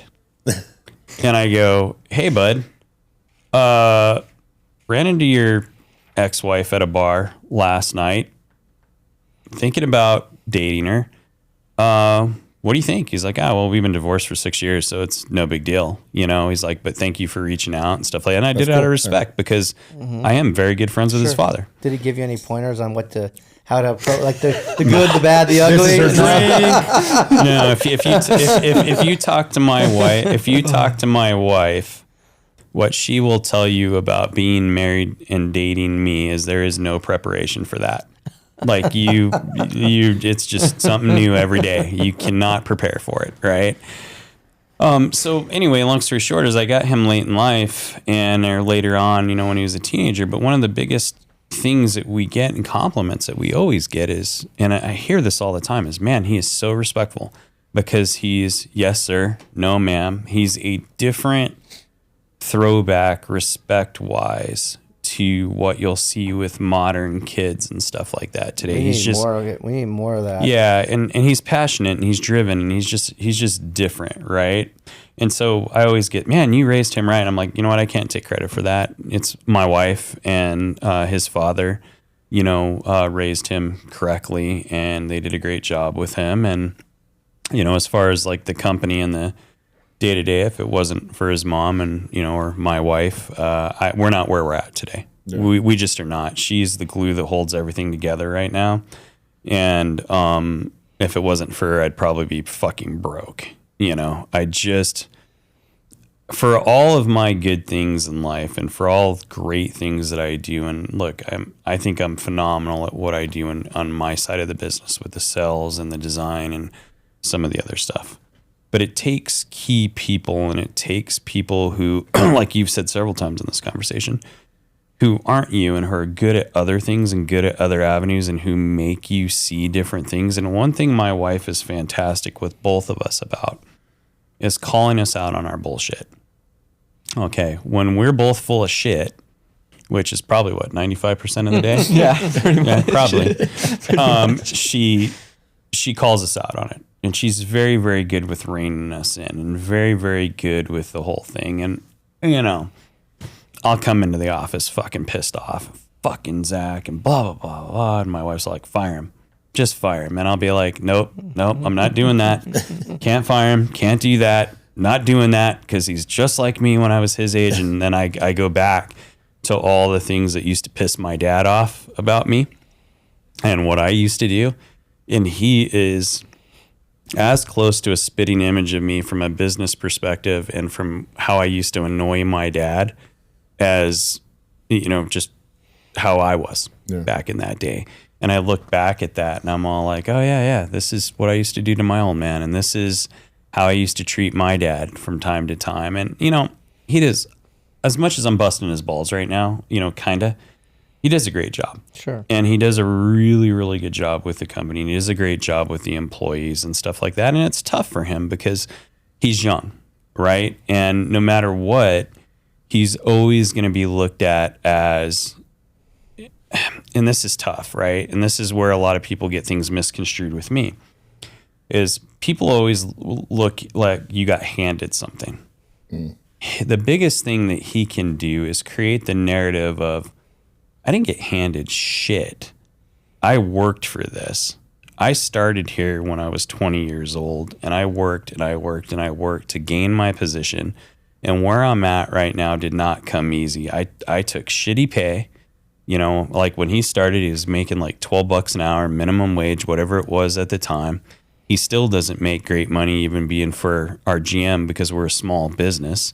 You know what I mean? But in the end, he gets the title, and he gets to learn, and he gets to learn under me, and he gets to learn under Brian Hortzman and people who have been in this industry a very, very long time that can help catapult him and mentor him, right? Well, and he's also looking down that line of the lineage of this is the third generation stepping in to see that it's provided for how many years. Yeah. You got to step into that, future man. ownership. The payday will come down the road. Yeah. Sure. So it'll either be, for him, it'll either be future ownership, or if we decide to cash out in the business, it'll be a nice balloon payment for him. Because either way, he'll be set up in life one way or another on how this goes if he just, keeps his nose straight and keeps doing what he's doing. And he's doing a great job. Fantastic job. And it's, we can't complain, but back to the other things, if it wasn't for my wife and it wasn't for that glue, we wouldn't be where we are. And the company wouldn't be thriving the way it is today without And let me her. imagine, she's probably sitting back at the shop in the office right now. Oh, 100%. Is it 2 o'clock? Doing all the work. Don't know if it's 2 yet. But Yeah, no, if she's it's, still if there it's for 2 sure. o'clock, no. But if it's prior to 2, she's a bulldog and she's on it. Once. Well, you guys are here farting around with us. She's keeping the rest of it. It's funny though Yeah. because we have the same thing. Like Lionel's like my right hand guy, does a lot of the execution on our marketing strategy. But you got to have the right people in the right seats. Like I've got a good operations person in Hannah. We've got 2 good video guys. James and Zach. Everybody has a role, and when it's right person, right seat, things just start really humming along, and that's how you scale and that's how you grow, because you can't be good. I'm not an operations person. I'm not organized. That's not my thing. And I'm good with people. I understand we need a process, but I'm not good at putting the process together. It's so difficult to understand, even when, because I think both, like as business owners, we're in the thick of things, right? It's so hard to understand what your strengths are sometimes, right? And I think for me, for the longest time, because how things started with me and my dad is, look, my dad would paint a bike from time to time and would make like back in his day, maybe $250 here, $250 there.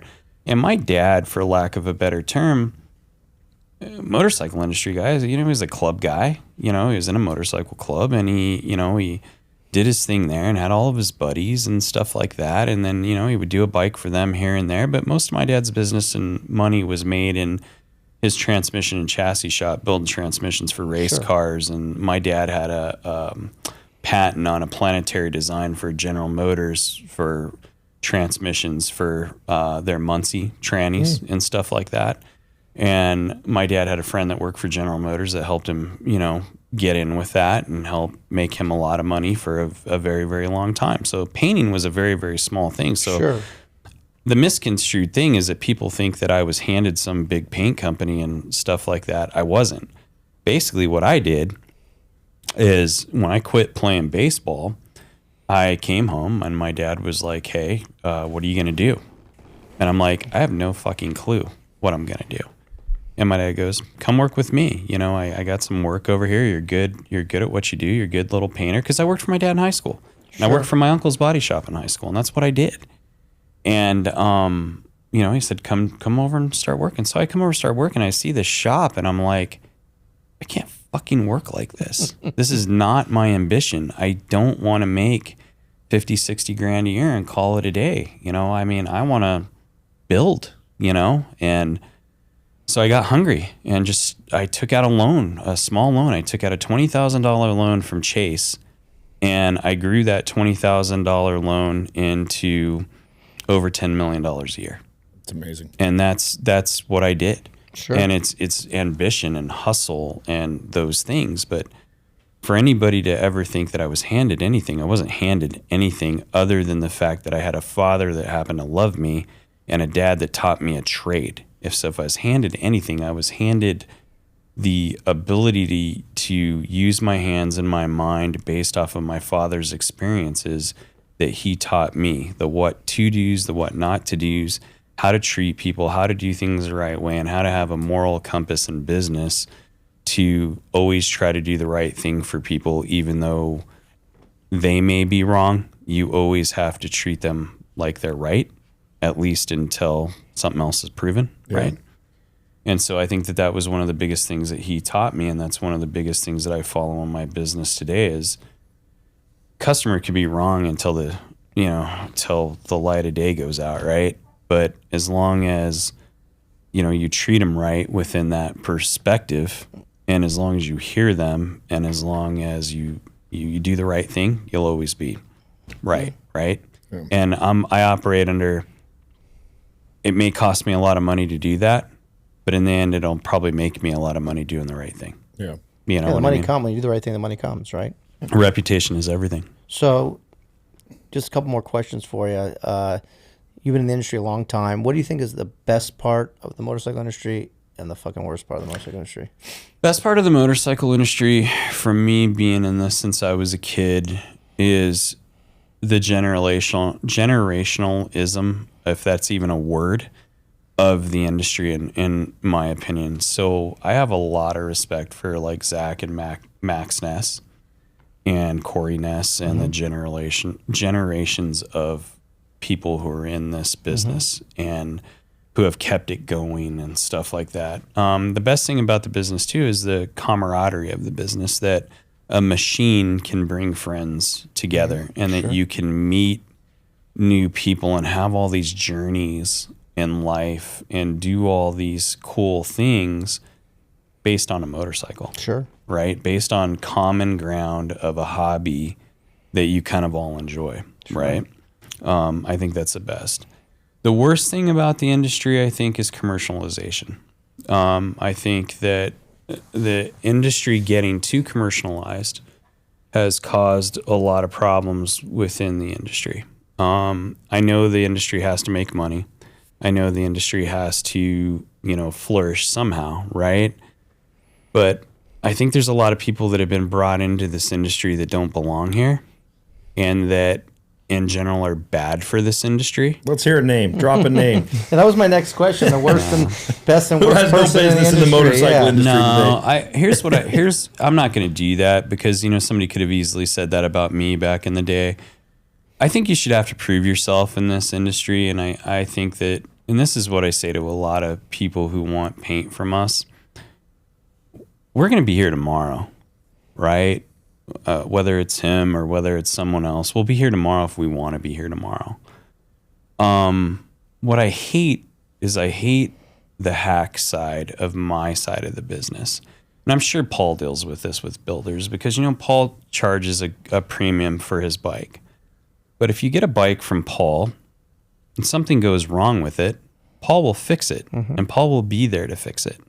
And we will be too. And that's part of being in this industry for so long and doing the right thing is you stand by your product and you stand by what you do. I think the worst thing about this industry is hack painters who will paint something for someone and won't stand by it.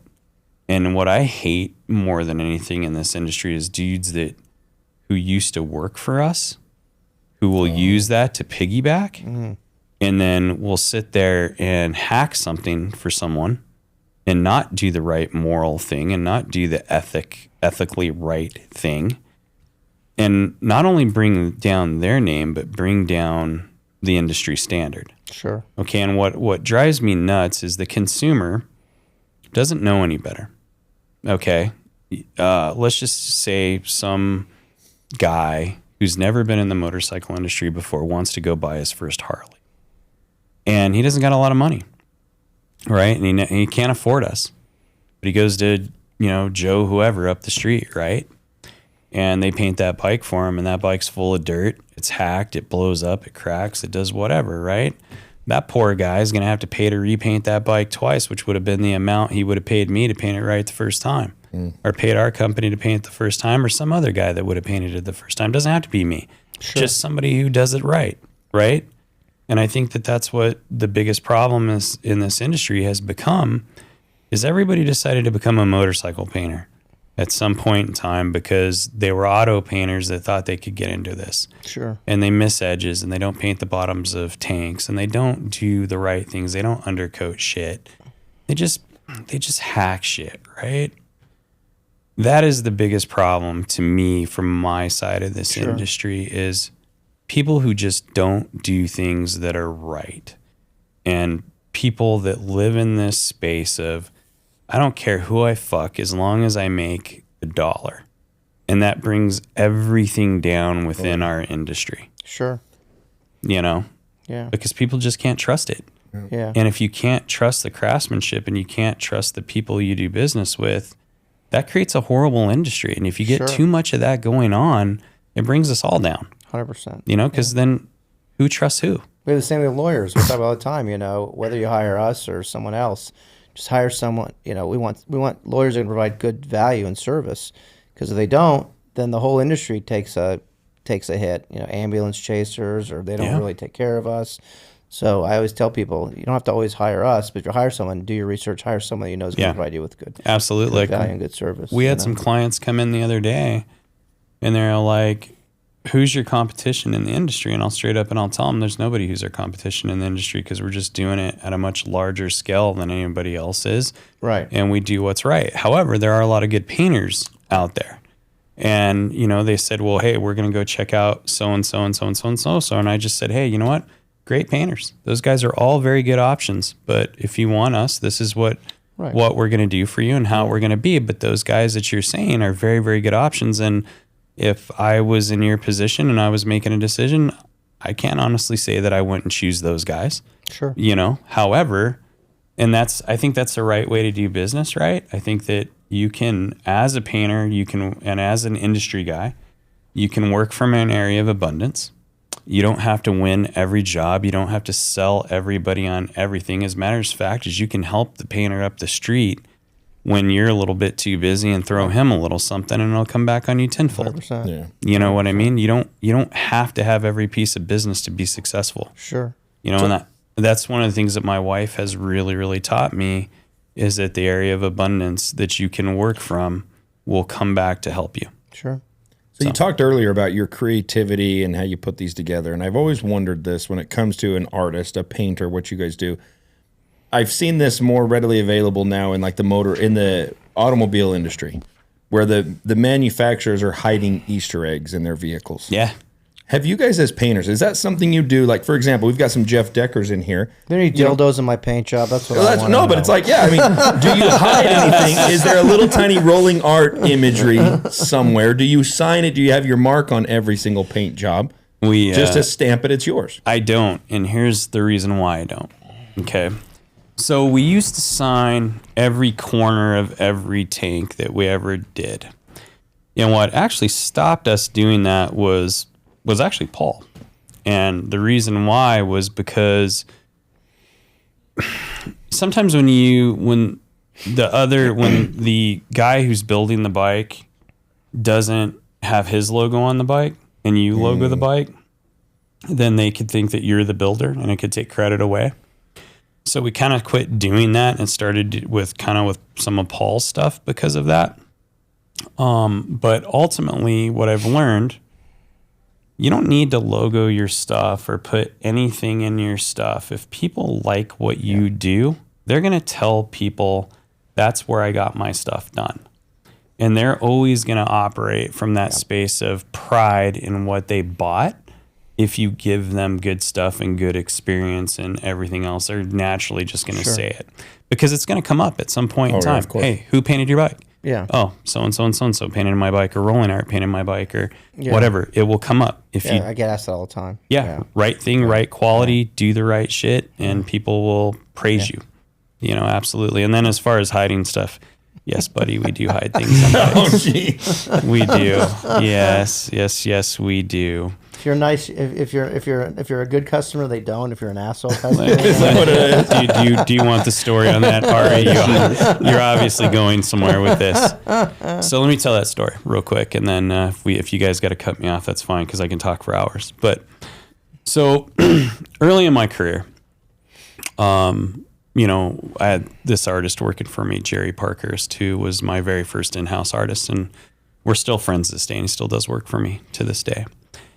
We had this guy, we used to be a warranty facility for American Iron Horse motorcycles. Okay, do you guys remember American Iron Horse? Very well. And we didn't paint the original American Iron Horses at all, okay? But what we did is we operated as a facility that would do warranty work for Iron Horse for dealerships within the region. So we would do like California, Colorado, Arizona, Utah, whatever. If somebody at the Iron Horse dealer's customer complained about paint, they could send it to us, and we would do the warranty work for American Iron Horse, which was based in Texas. Mm-hmm. And Iron Horse would pay us to do that work, so they didn't have to send it back to their plant, right, and be a disruptor, right? And so we're doing this bike for this guy, and this is back in what I call the colorgasm days. It was just like a fucking orgasm of color all over bikes. It was just like spooge everywhere. Yes, people would just throw shit on bikes. It'd be fucking yellow, orange, purple, fucking you name it, green. Just be all these gasms of colors, right? And so this guy's angry, right? And he's pissed. He's pissed off that this bike keeps blowing up on him and keeps having warranty issues and stuff like that. And I'm like, look, man, I didn't paint your bike to begin with. I just offer them a service to help them out, to help you out, right? And this dude will not let up. And he's just angry. And I'm like, sir, I understand you're angry and I get all this stuff, but you really don't gotta fucking yell at me, man. And you're being a real cock. And if you only knew, you wouldn't be yelling, right? So finally get the dude to calm down. And my artist friend, Jerry, overhears what I'm going through on the phone. And he goes, dude, buddy, I got an idea. And I'm all like, what's that idea? He's like, we should put a set of cock and balls in his bike. and I'm all like, what? And he was all like, yeah, let's put a dick and balls in there. And I'm like, all right, how are we going to do that? And then so we creatively, because there's this colorgasm, right? There's all these colors and these different patterns running everywhere. And so basically, and I still have the photos of this today because trust me, we've done this multiple times. This is a repeat now? Oh, yeah, Don't dude. be an asshole. This is the thing you get when you're an asshole, like a complete prick. We basically took the center of the fuel tank of this colorgasm and shaped out a dick and balls in this thing. And then we ran colors through it, but you could clearly tell that the pattern was a dick and balls. And we sent it to him, and he never complained. You're kidding. No. and all I can think about, and it was big and it was white in the center of the tank, right? Like, how big are we talking? Are we talking bottom of the tank to the top? We're talking pit. Do you remember what a Texas chopper was? Mm-hmm. Yeah. Remember how fucking long that tank they're was? Massive. Top to fucking bottom, Those are buddy. some giant balls. Top to fucking bottom. It was a huge shaft. Cow balls. Okay, huge, right? I love it. So anyway, we send this to this dude and he never complains, right? So fast forward probably like, I don't know, 5 years. Jerry's still working for me. And there's this company that owed us about $100,000 and were refusing to pay their bill, but we had a contractual obligation to finish up their work. And I called my attorney up and I said, look, I go, what am I supposed to do here? You know, these guys owe us $100,000 and, you know, we got all these fucking bikes we got to finish painting. And by the time I finish painting them, they're going to be up to about 130. And he was like, no, you got to finish it, man. And we'll go after him in court afterwards. You know, we're just going to have to do it because you're obligated. You cannot shut down their assembly line. And I'm like, okay, fine. So me and Jerry are sitting around one night at my shop, and you know, we're having a couple Captain and Morgans, and Creative juices flowing. yeah, get our creative juices flowing. And he was, and at this point in time, Real Fire had became popular. You know how like everybody was doing the Real Fire jobs with the skulls, and you have the skull with the Real Fire coming off of it. So what we did is we proceeded to put 30 cocks inside skull mouths with Real Fire coming off of it on the last 30 bikes we'd ever paint for this manufacturer. And all I can think about is some dude sitting there with his buddies with the fucking beer and him sitting there going, well, damn it, Steve, it looks like there's a dick on your bike, you know? And then Steve sitting there going, there ain't no dick in my bike. What do you mean? You know? And so that's what I'm thinking about at that point in time, right? Well, about a month later, I get a call from the director of the motorcycle company, who's female. And she's like sitting there going, I don't want to say anything because I don't want to sound weird, but I think there's like penis shapes in our motorcycles. And I'm like, can you get your mind out of the gutter, lady? Like, are you kidding me right now? And you know, she went to 10 people in that office. Yeah. Do you see what I see, or am I a pervert? Yeah. And I'm like, you are out of your mind. That is just Real Fire, lady. That's just how it flows. Yeah. That's just how it goes. And she's like, oh, okay. All right. And I'm like, thank you. Well, moral of the story is they never paid us our full amount of money. We had to take them to court.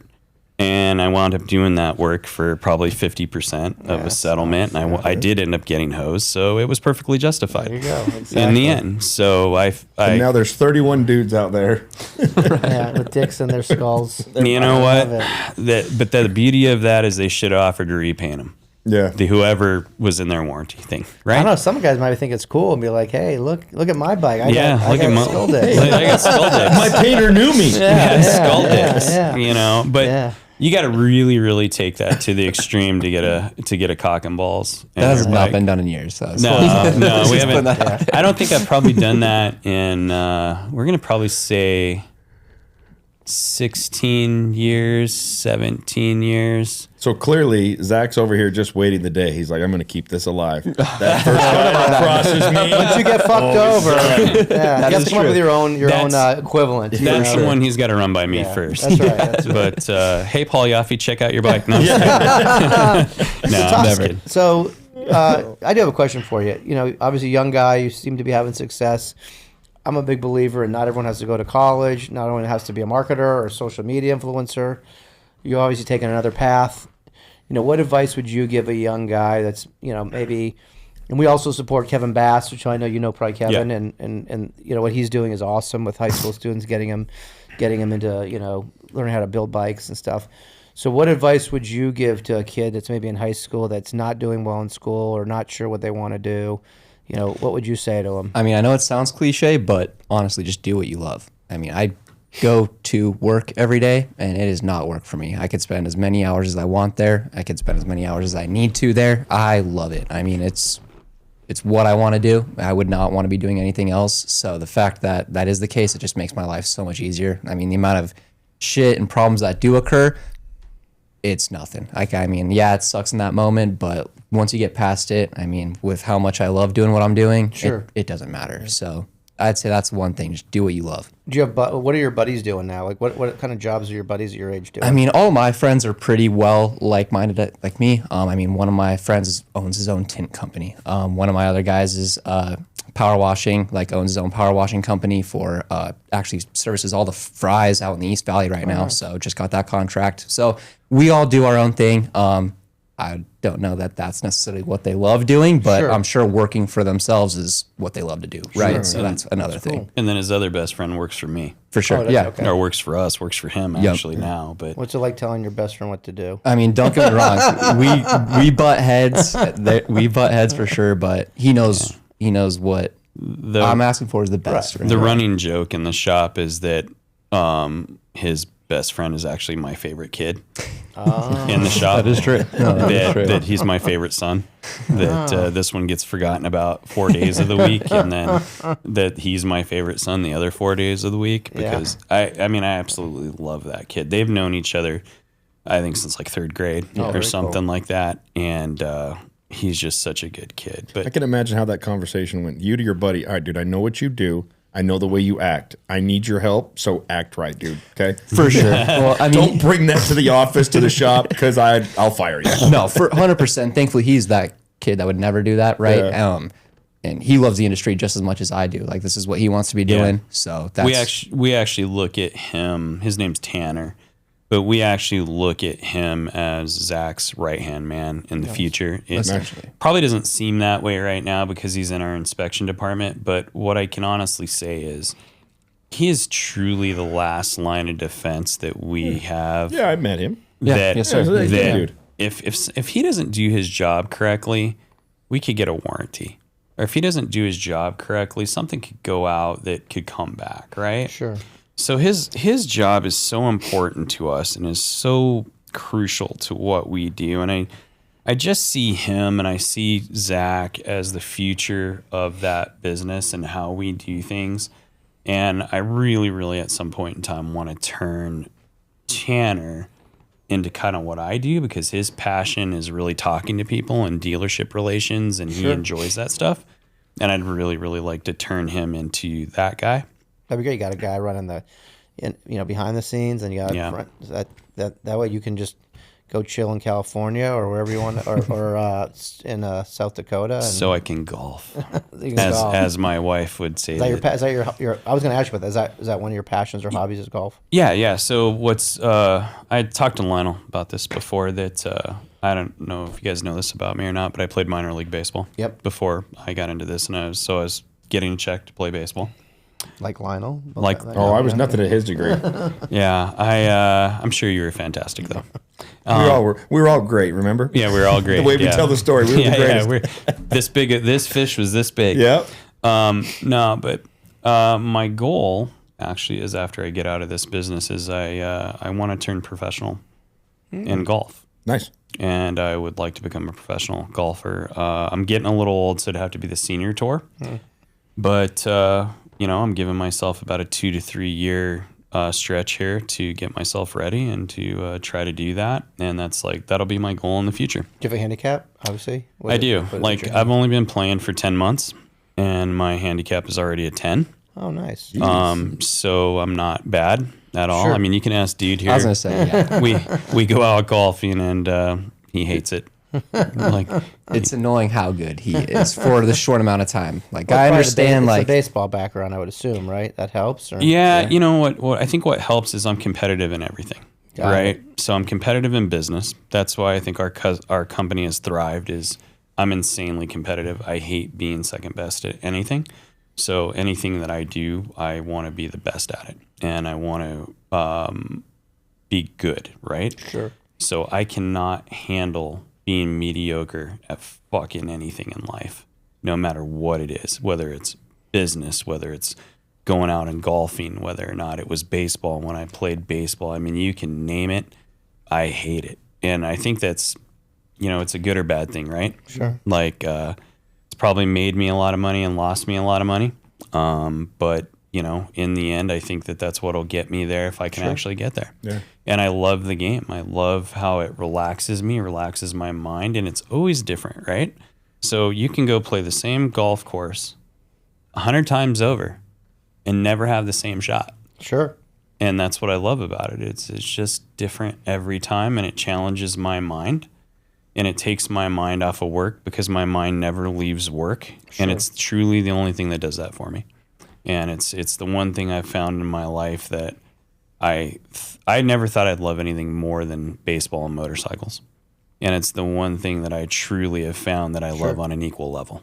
Yeah, a lot of my friends are that way. I haven't gotten into it personally, but they swear by golf. You say it's relaxing. It just drives me crazy. Yeah, I get pissed off. No, I don't get bored. I get mad because I'm like that. Like, I should be able to hit this ball straight. Yeah. Yeah. Why is it hooking? Why am I slicing? Well, now I'm slicing? How is this happening? Yeah, well, see, that how is that happening thing that you say? Yeah. That's why I love it so much, is because you sit there and you figure it out as you're going, or you work that out. Sure. And it's that problem that you're trying to fix, right? It gives you a new thing to fix, right? A new challenge every time. So clearly, you just said 2 years. That means you got to get grooving, man. Because you got to get the shop humming even more. He's got too much work to do. Right. He's got to be at the shop while he's golfing. Well, that's what I'm saying. He's got to pick it up so he can get out, because he's got 2 years. That's 24 months. That's a lot of golf to play. Hit that senior tour. He already does. He makes life pretty easy on me already. My wife makes life pretty easy on me already, and I get to do a lot of things because of him and because of my wife and because of the people around me. Our employee base. Mm-hmm. We have a great employee base. We have a good bunch of guys, and if it wasn't for those guys, I wouldn't be able to, sit down and focus on sales and keep business coming into the shop. And I also wouldn't get to do the things that I get to do every day. I'm an incredibly blessed guy when it comes to that. And, I've been able to do things in this industry, in the paint industry, with motorcycles that really no one else has ever gotten to do. And if you think about it, and if you go through the history of custom painters and stuff like that, I can't name anyone really. And that's not me being a dick. I can't name anyone who's done it at the levels up and down that we've done it at as a company, who's been able to maintain in this industry as long as we have at the level we've maintained it at, without being corporate backed. Sure. Without having some big type of corporate contract. And you've done great by us. I really appreciate it. And thanks, man. For the giveaway bikes that we've done, and you guys have been very gracious about painting those. And appreciate that. I'm only saying that to butter you up because we have another one coming, by the way. Well, that's Tony May's building one for us for here in Arizona. But, you did give me some good bourbon today, so that'll go far.